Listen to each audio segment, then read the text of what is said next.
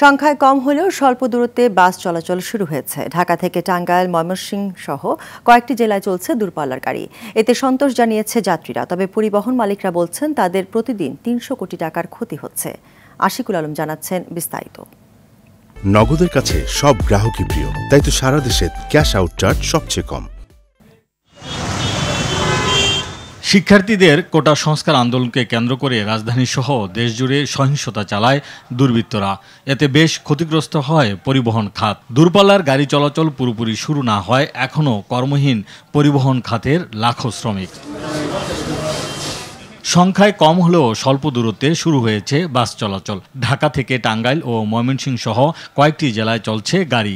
রাজধানীর মহাখালী, গাবতলী ও Sayedabad bus terminal থেকে বাস ছাড়তে দেখা গেছে। মেট্রো রেলটা চালু ছিল, সবাই ভালোভাবে চড়তে পারতাম। এখন বন্ধ থাকার কারণে আমাদের আসা যাওয়াটা অনেক কষ্ট হয়ে গেছে। আজকে থেকেই মোটামুটি একটু স্বাভাবিক, কালকাও চলছে।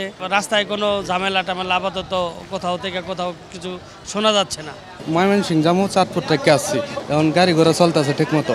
নিজেরা নিরাপদ মনে করি না রোডে ঘাটায়। যেরকম কালকে আমি সকালে যখন আসছি ময়মনসিংহ থেকে, সকালবেলা আইতে আমার ডাইন পাশে একটা গ্লাস ভেঙে গেছে হঠাৎ। মহাখালী বাস টার্মিনাল সড়ক পরিবহন মালিক সমিতির সভাপতি মোহাম্মদ আবুল কালাম জানান, দেশে পরিবহন সেক্টরের ৭০ লাখ শ্রমিক সহ পরিবহন মালিকরা প্রতিদিন গড়ে ৩০০ কোটি টাকার ক্ষতিতে পড়েছেন।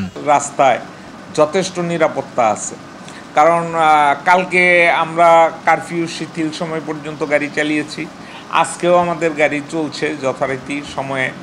এখন পর্যন্ত আমরা নৈরাজ্যকর বা অস্থিতিশীল বা কোনো বাধা বিপত্তির মুখে পড়িনি। কারফিউ শিথিলের সময় মেনে খুলনা থেকে ঢাকা সহ 18টি রুটে বাস চলাচল শুরু হয়েছে বলে জানান আবুল কালাম। আশিকুল আলম, RTV, ঢাকা।